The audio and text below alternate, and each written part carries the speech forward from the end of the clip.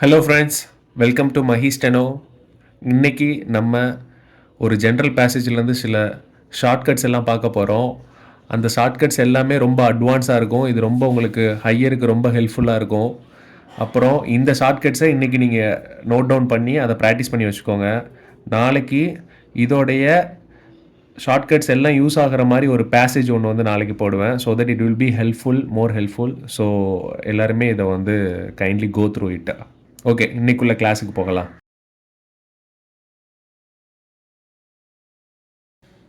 Okay, இன்றைக்கி நம்ம first பார்க்க போகிற வேர்டு வந்து மிஸ்டர் ஸ்பீக்கர். மிஸ்டர் ஸ்பீக்கர் மர்ரு சர்க்கிளஸ் பி போட்டால் mister speaker. Okay, mister speaker சார்னு வந்தால் என்ன பண்ணுவோம்? மர்ரு சர்க்கிளஸ் பியை டபுள் பண்ணுவோம். Mister speaker sir. Okay, next in charge. இன்சார்ஜ்னால் என்னில் சேயை கட் பண்ணால் இன்சார்ஜ். இன்சார்ஜ் ஆஃப் அப்படின்னு வந்துச்சுன்னா என்ன பண்ணுவோம்? இன்சார்ஜ் எஃப்க்கு மட்டும் போடுவோம். In charge of. Next I may assure the. I may assure the. இதில் வந்து ஒரு சின்ன ப்ராப்ளம் என்ன இருக்குன்னா, I may assure தவும் I am sure தவும் குழப்பிக்கிடக்கூடாது. ஐ மே அஷ்யூர் தானே அபோவ் லைனில் போடணும். ஐ எம் ஷுவர்னு வந்துச்சுன்னா மேலேயே போட்டாலும் கொஞ்சம் கீழே வரைக்கும் இறக்கி போட்டுக்கிடணும். ஸோ தட் நம்மளுக்கு தெரியும் அது ஐ மே அஷ்யூரா இல்லை ஐ எம் ஷுவரான்னு தெரியும். Next of the house. இதுதான் of the house. Of the போட்டு ஸ்ட்ரோக் கேஸ் போட்டு அவ்வு போட்டிங்கன்னா ஆஃப் த ஹவுஸ். ஓகே, இப்போ ஆஃப் திஸ் ஸ்டேட் அப்படி பார்க்க போகிறோம். ஆஃப் திஸ் போட்டாச்சு. ஸ்டேட் யூஸ்வலாக ஸ்டேட் எப்படி போடுவோம்னா இப்படி போடுவோம். இப்போ நம்ம ஹையருக்கு வந்தாச்சு. ஸோ ஹையருக்கு எப்படி போட போகிறோம்? Of this state.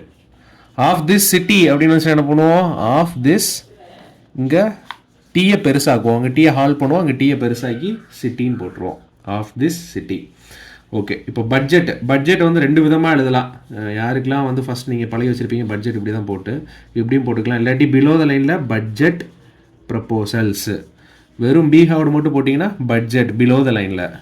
அதே பட்ஜெட்டில் சர்க்குலஸ் எல் போட்டு இங்கே ஒரு சொல்லி போட்டுட்டிங்கன்னா பட்ஜெட் ப்ரப்போசல்ஸ். அடுத்த word they will agree with. They will agree with. They will agree with. அப்புறம் இஃப் இட் இஸ் அப்படின்னு வரும். நம்ம முன்னாடி எப்படி போடுவோம்? லோயரில் இஃப் இட் ஈஸ்ன்னு போடுவோம். இனிமேல் எப்படி போடணும்? இஃப் இட் ஈஸ்ன்னு வந்துச்சுன்னா சுருக்கி அவ்வளோதான். எஃப் ஆவுடு சர்க்குலஸ் இஃப் இட் இஸ். அதே மாதிரி ஸ்டேட் கவர்மெண்ட்னா எல்லாத்துக்கும் தெரியும் நினைக்கிறேன். ஸ்டேட்டில் ஜியை கட் பண்ணால் ஸ்டேட் கவர்மெண்ட், சென்ட்ரலில் ஜியை கட் பண்ணால் சென்ட்ரல் கவர்மெண்ட். இனிமேல் எப்படி போட போகிறோன்னா சென்ட்ரல்லையே ஜியை போட்டோன்னா சென்ட்ரல் கவர்மெண்ட். ஓகே, செட் தேட்னு வரும். I set that. ஐ போட்டு அதுலேயே செட் தேட் போடலாம். இப்படியே போடலாம். ஐ செட் தேட். இதுதான் இனிமேல் வந்து ஐ set that. As I have. As போட்டு அதுலேயே ஐ போடலாம். ஃபஸ்ட்டு ஆஸ் போட்டு ஐ போட எல்லாமே பழகிக்கணும். ஆஸோடு சேர்த்து ஐ போடணும். அதே மாதிரி ஐயோட சேர்த்து ஷுட்டு போட பழகணும். I should. I should like. First ஐயில் ஷுட்டு போட பழகணும். ஐ ஷுட்டோட ஒரு கேயை போட்டால் ஐ ஷுட் லைக். அப்புறம் ஷார்ட் பீரியடுன்னு வரும். Short period. For many years. For many years போட்டுக்கலாம். அப்புறம் on the floor of the house. இது அடிக்கடி ஸ்டோக்கில் வரும். இது இந்த கட்டிங்ஸை யூஸ் பண்ணால் ரொம்ப கன்வீனியண்ட்டாகவும் இருக்கும், ஈஸியாகவும் இருக்கும். On the floor of the house. On the floor of the house. இதுதான் on the floor of the house. அப்போ யூஸ்வலாக உங்களுக்கு இன்னொன்று தெரிஞ்சிருக்கும்னு நினைக்கிறேன். In spite of the. In spite of the நம்ம இப்படி தான் போடுவோம். இன்ஸ்பைட் ஆஃப் அவர்னு வந்துச்சுன்னா என்ன போடுவோம்? In spite of our. இப்போ in spite of the fact that தான் வருதுன்னு வச்சுக்கோங்களேன். In spite of the fact that the. இவ்வளோதான். In spite of the fact that the. Okay, இப்போ ஸோ தேட் சே தேட் எப்படி போகணும்னு பார்க்க போகிறோம். ஸோ தேட்னா என்ன பண்ணணும்? எஸ் தேட் இங்கே ஓவல் வச்சுக்கிட வேண்டியதான். So that. சே தேட்னா எதுவுமே போட வேண்டாம். As that say that. இதுக்கு தனியாக கையை எடுத்துலாம் எழுத முடியாது 120ல். அதுக்காக இந்த எல்லாத்தையுமே ஜாயினிங் வேர்ட்ஸாக படிக்கிறது ரொம்ப நல்லது. ஸோ நம்ம எதுவுமே ஒமிஷன் ஆகாமல் நம்மளால் 120 பிடிச்சி எழுத முடியும் ஈஸியாக. இப்போ ஐ ஹோப் எப்படி எழுதணும்னு பார்க்க போகிறோம். ஐ ஹோப் வந்து ஐயும் பியும் போட்டாலே ஐ ஹோப் தான் ஆன் த லைனில். இப்போ ஐ ஹோப் தேட் த அப்படின்னு வந்துச்சுன்னா ஐ ஹோப் தேட் த. அதே மாதிரி கால்டு. Called upon. வெறும் கால்டுனா நம்ம என்ன பண்ணுவோம்? கல்ஹவுடு தான் கால்டு. கால்டு அப்பான்னா கால்டு அப்பான். அப்புறம் திஸ் ஹவுஸ். எப்படி எழுத போகிறோன்னு பார்க்க போகிறோம். இப்போ இதுக்கு முன்னால் என்ன பார்த்தோம், திஸ் ஸ்டேட்டு, திஸ் சிட்டி இதெல்லாம் பார்த்தோம். இப்போ வந்து என்ன பார்க்க போகிறோம்னா திஸ் ஹவுஸ் இதெல்லாம் சேர்த்து போட்டுக்கிட்டிங்கன்னா தனித்தனியாக கையை எடுக்க வேண்டாம், ஈஸியாக எழுதிட்டு போயிட்டே இருக்கலாம். இப்போ பிரைம் மினிஸ்டர் எப்படி போடணும், ஃபினான்ஸ் மினிஸ்டர் எப்படி போடணும்னு பார்க்க போகிறோம். பிரைம் மினிஸ்டர்னால் ஒன்றும் இல்லை, பர்லேயே ஸ்டர் போட்டால் பிரைம் மினிஸ்டர் ஆயிரும், பர்ரில் ஸ்டர் போட்டால் பிரைம் மினிஸ்டர் ஆயிரும். அப்போ ஃபினான்ஸ் மினிஸ்டர் எஃப்ல த்ரூ த லைனில் எஃப்ல ஸ்டர் போட்டால் ஃபினான்ஸ் மினிஸ்டர். இதே இது சீஃப் மினிஸ்டர் வருதுன்னா த்ரூ த லைனில் சே போட்டுட்டு ஸ்டர் போட்டால் சீஃப் மினிஸ்டர்.